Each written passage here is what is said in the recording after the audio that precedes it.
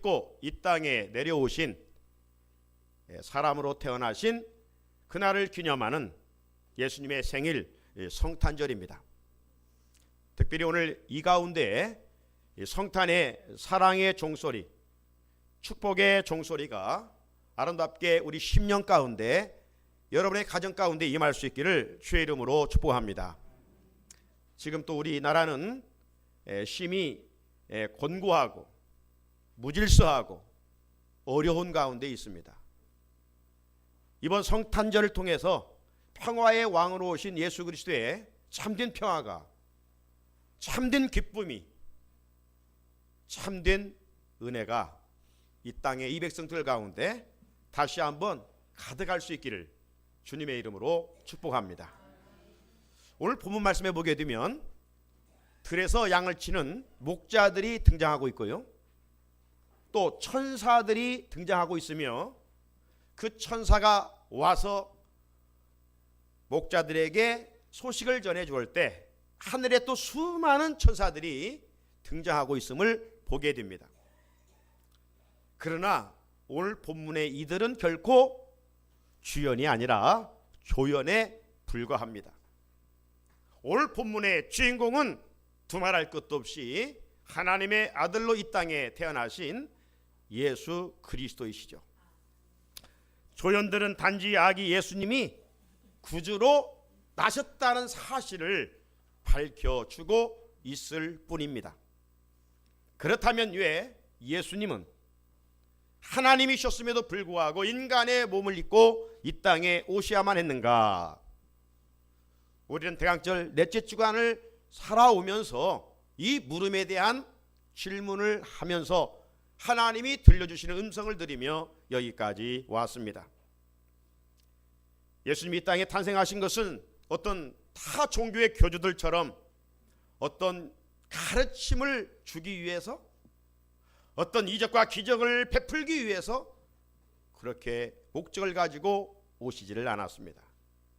예수님이 이 땅에 오신 것은 인류를 죄에서 구원하시기 위하여 구주로 오셨다라고 오늘 성경은 말씀하고 있습니다.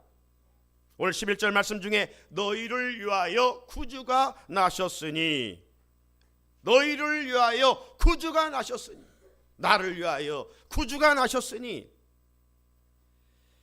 예수님이 이 땅에 구주로 오셨다고 선포하고 있습니다. 구주이신 예수님을 믿는 자들에게 주어지는 은혜가 무엇입니까? 그것은 다른 게 아니라 모든 죄를 사함받고 하나님이 주시는 샬롬의 평화를 누리게 되는 것이지요. 나아가 종말론적으로 그리스도 안에 살다가 하나님께서 예비해 놓으신 영원한 기업, 천국을 선물로 누리게 되는 것이죠. 그래서 천사는 예수님의 탄생을 가리켜서 온 백성에게 미칠 큰 기쁨의 좋은 소식이라고 말씀을 하고 있습니다.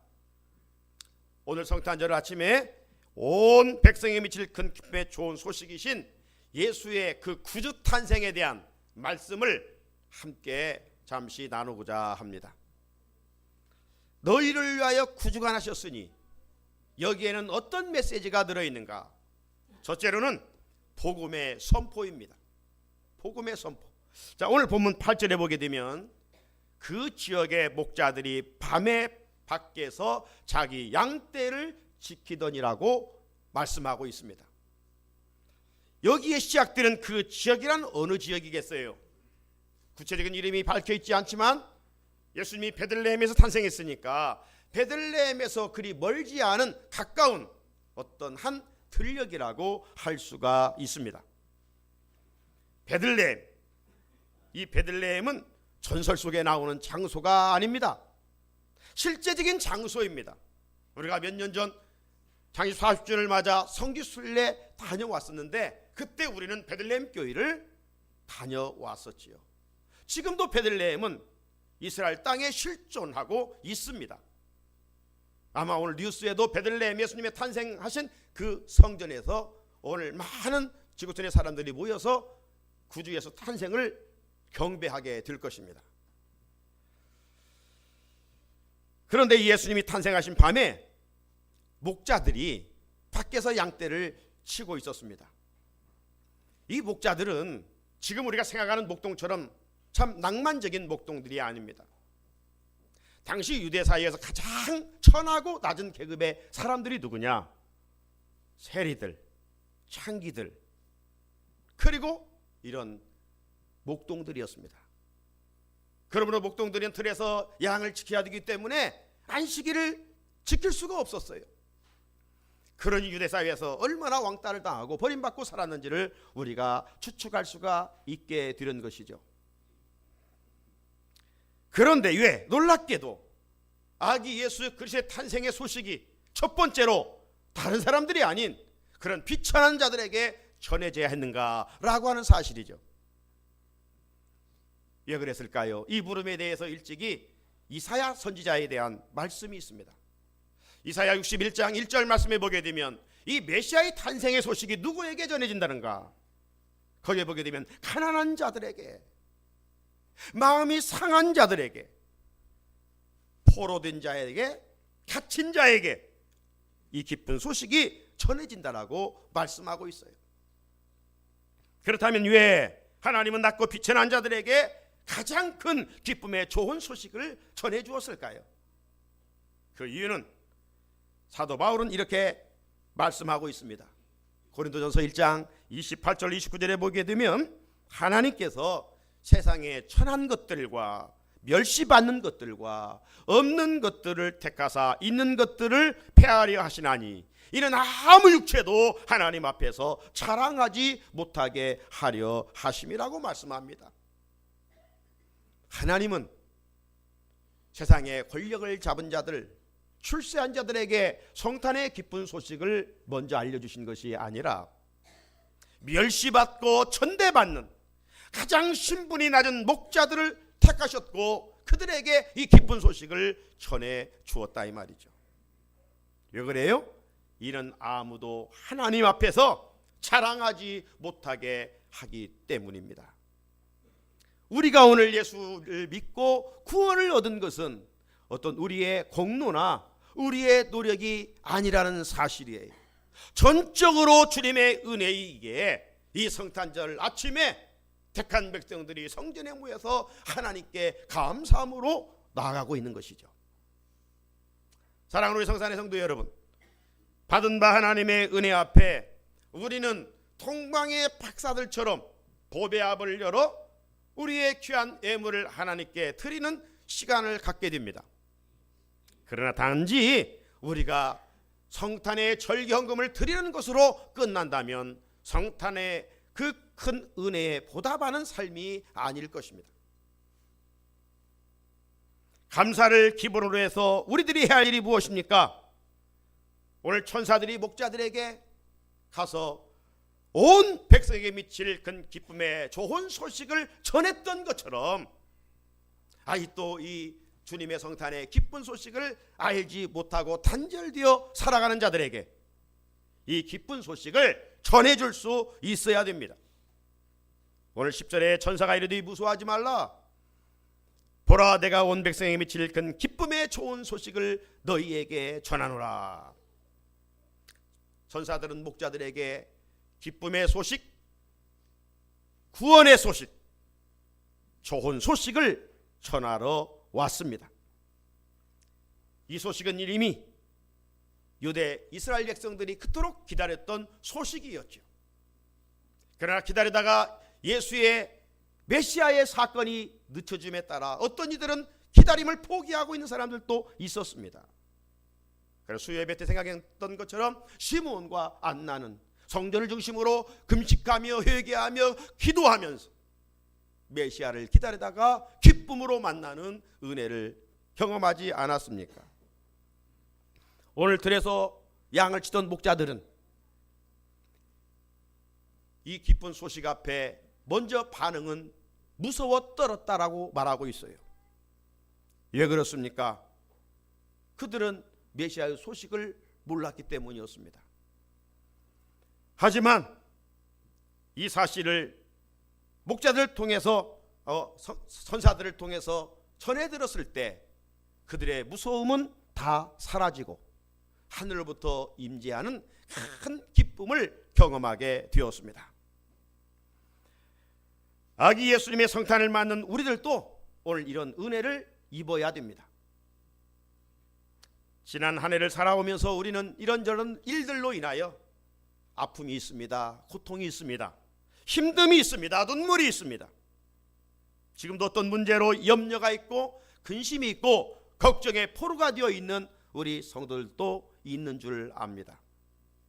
하지만 오늘 성탄의 주님을 통해서 이런 모든 것들이 마치 바람에 의하여 구름이 다 어디로 멀리 흩어져 버리는 것처럼 우리 안에 주님의 능력으로 다 사라지고 대신 세상에서 얻을 수 없는 주님이 주시는 이 참된 기쁨과 평화가 여러분의 심령을 지배할 수 있는 귀한 은혜의 날이 되기를 주님의 이름으로 축복합니다. 둘째는 복음의 주인공입니다. 오늘 11절에 보면 오늘 다윗의 동네에 너희를 위하여 구주가 나셨으니 곧 그리스도 주시니라고 말씀합니다. 우리 11월 월삭 12월 첫날을 우리가 시작하면서 이 말씀을 함께 나눈 바 있습니다. 여기 오늘은 역사 속의 한 실제의 날을 말하는 것입니다. 앞에 베들레헴이 실제적인 오늘까지 이어지는 이스라엘의 한 지명이었듯이 오늘이라고 하는 이 날은 역사적으로 증명되는 날이라고 하는 사실이에요. 그래서 마태복음에는 유대인의 왕이었던 그 헤롯 왕을 등장시키고 있어요. 반면에 오늘 본문이 기록된 누가복음의 예수님의 탄생 사건에서는 당시 로마의 최고 통치자 가이사 황제를 등장시키고 있고 또 구레네 수리아 총독을 등장시키고 있는 것을 보게 됩니다. 이것은 무엇을 말하는 것입니까? 예수님의 이 탄생 소식이 어떤 설화에 나오는 전설이 아니라는 것이죠. 역사 현장에서 일어난 사건임을 분명히 역사적 인물들을 등장시켜서 반증하고 있는 것입니다. 천사는 목자들에게 아기 예수님이 그날 유대 베들레헴에서 탄생했다라고 전해 주었습니다. 천사들은 목자들에게 큰 기쁨의 좋은 소식인 아기 예수님을 전해주면서 세 가지 칭호를 하고 있습니다. 그 세 가지 칭호가 뭐냐? 구주, 그리스도, 주라는 것입니다. 먼저 아기 예수님을 천사들은 목자들에게 전해주기를 구주라고 선포하고 있습니다. 구주가 무엇입니까? 구원할 자를 말하는 것이죠. 예수님이 이 땅에 인간의 몸을 입고 아기의 몸으로 태어나셨지만 그분은 인류를 구원할 유일한 분이시라는 것을 말씀해 주시고 있는 것이죠. 그러기에 예수님을 구주로 믿는 자들은 사망에서 생명으로, 심판에서 영생으로 옮겨지게 되었습니다. 그렇기에 예수님의 구주되심은 온 세상에 미칠 가장 큰 기쁨의 좋은 소식이 되는 것이죠. 성탄의 아기 예수님이 내 구주되심을 확실하게 믿고 선포하기를 주님의 이름으로 축복합니다. 또 하나, 오늘 아기 예수님을 그리스도라고 말했습니다. 여러분, 그리스도가 무엇입니까? 그리스도는 메시아입니다. 메시아라는 말은 기름 부은 자라는 말이에요. 구약에 보게 되면 기름을 부었다는 것은 구별하여 그 사람을 높였다라고 하는 것입니다. 아무나 기름 부음을 받은 것이 아닙니다. 세 사람만 기름 부음을 받았어요. 누굽니까? 왕, 제사장, 선지자들입니다. 특별히 이들을 하나님이 구별하여 리더로 세우시고 저들을 기름 부어 높여주셨던 것이죠. 구약 성경은 장차 메시아가 오셔서 이 땅에 메시아로 오실 것을 말씀하셨고 그 메시아가 주에서 인간들을 구원하실 것을 말씀하셨습니다. 그렇게 신약 성경에서 예수님을 가리켜서 만왕의 왕이시다, 가장 큰 제사장이다, 말씀 자체이신 선지자다, 그렇게 선포하고 있는 것이죠. 그리고 또 하나는 예수님을 주라고 했습니다. 이 주라고 하는 단어는 성경에 보게 되면 두 종류로 쓰이게 됩니다. 하나 예를 들자면 사라가 그의 남편 아브라함을 가리켰을 때 주라고 고백을 하게 됩니다. 이것은 자기 남편을 존경하고 높이는 칭호였습니다.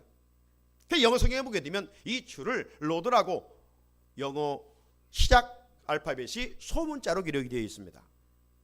반면에 오늘 천사가 예수님을 주라고 고백하고 있는데 여기 주라고 칭한 것은 하나님이십니다. 그렇기 때문에 영어 성경에서는 대문자 R, 로드라고 표현을 하고 있어요. 비록 낮고 천한 말구에 탄생하신 아기 예수님의 신분이지만 그분은 주, 곧 그분이 하나님이시다 라고 하는 사실이죠.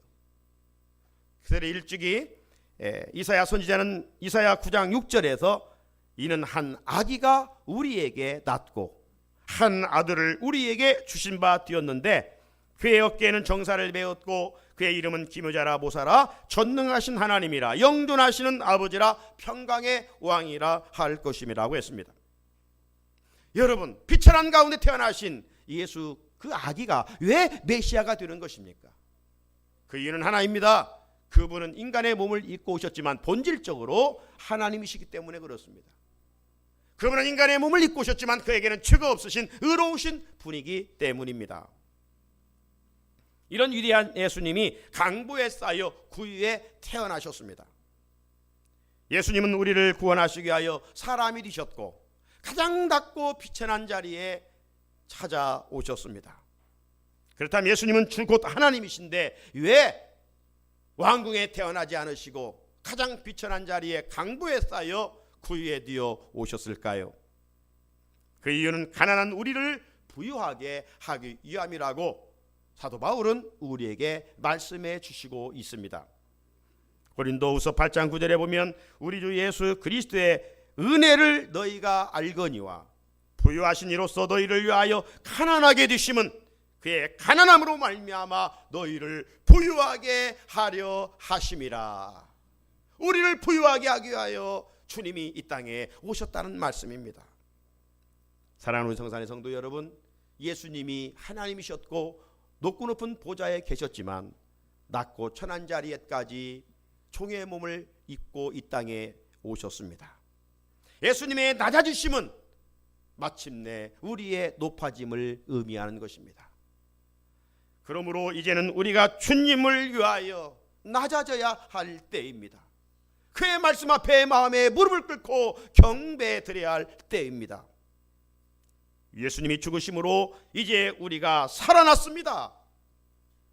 새 생명을 얻은 우리는 이제 그리스도의 몸된 교회를 위하여 우리의 주신 모든 역량을 가지고 헌신하며 기쁨으로 섬겨갈 수 있어야 합니다. 내적으로 하나님의 교회를 섬겨갈 뿐만 아니라 이제 이곳에서 은혜 받고 세상에 파송되어 주님처럼 우리 주변에 힘들고 지치고 어렵고 가난한 자들을 찾아가 주의 이름으로 섬길 수 있어야 합니다. 그런 의미에서 오늘 우리가 드려지는 성탄 헌금은 이웃을 향해 사용되게 되는 것이죠. 성탄의 의미가 무엇입니까? 섬김입니다. 낮아짐입니다. 끝으로 복음의 목적입니다. 오늘 13절에 호련히 수많은 천군이 그 천사들과 함께 하나님을 찬송하여 이르되, 여기 수많은 천군이라고 했는데 하늘의 군대요 천사들을 말합니다. 계시록 5장 11절에 보게 되면 이 천사들의 수를 가리켜 천천히요 만만이라고 그랬어요. 메시아가 탄생하신 때에 수많은 천군 천사들이 나타났습니다. 그 나타난 데는 짠하고 호련히 갑자기 한순간에 나타났습니다. 그렇기 때문에 들에서 양을 치던 목자들이 놀랄 수밖에 없었던 것이지요. 그렇다면 왜 수많은 천사들이 하늘에서 내려왔을까요? 원래 천사들은 하늘에서 하나님을 섬겼고 하나님 보좌의 주변에서 여호와의 이름을 찬송했던 사람들입니다. 이 땅에 내려옴의 목적도 하나님을 찬송하기 위해서 내려왔습니다. 오늘 천사들이 부른 찬송이 무엇입니까? 마지막 절 14절인데 같이 한번 읽어볼까요? 시작. 지극히 높은 곳에서는 하나님께 영광이요 땅에서는 하나님이 기뻐하신 사람들 중에 평화로다 하니라. 아멘. 천사들이 내려와서 성탄의 소식을 통하여 하나님께는 영광을 돌렸고 이 땅의 사람들에게는 평화를 전하였습니다. 왜 평화를 전하였을까요? 이미 죄악으로 말미암아 하나님과 인간 사이에 평화가 깨져버렸기 때문에, 그분이 오심으로 인류의 죄를 짊어지시고 십자가에 피 흘려 죽으심으로 말미암아 하나님과 우리 사이에 단절됐던 관계를 새롭게 회복시켜 주시고 샬롬의 평화를 주시는 분이기 때문에 오늘 천사들이 평화를 전하고 있음을 보게 됩니다. 그런데 놀라운 사실은 이 주님이 주시는 샬롬의 평화는 모든 사람에게 열려 있지만 모든 사람의 것이 아니라는 것이에요. 오늘 14절 자세히 주목해 보면 땅에서는 하나님이 기뻐하신 사람들 중에 평화로다, 그렇게 말씀하셨어요. 모든 사람이 오늘 성탄절을 맞았다고 샬롬의 평화를 누리고 있는 것이 아니에요. 누구에게 평화가 주어져요? 아기 예수를 구주로, 아기 예수를 그리스도로, 아기 예수를 주로 고백하고 믿는 자들에게만 주어진다라고 말씀하고 있습니다. 그들이 누구입니까? 예전 가운데 택함을 입은 바로 저와 여러분인 줄로 믿습니다. 우리 가운데 오늘 성탄의 이 샬롬의 평화가 이미 주어진 줄로 믿습니다. 사랑하는 성도 여러분, 우리에게는 어떤 자격이나 공로가 없습니다. 전적인 하나님의 은혜입니다.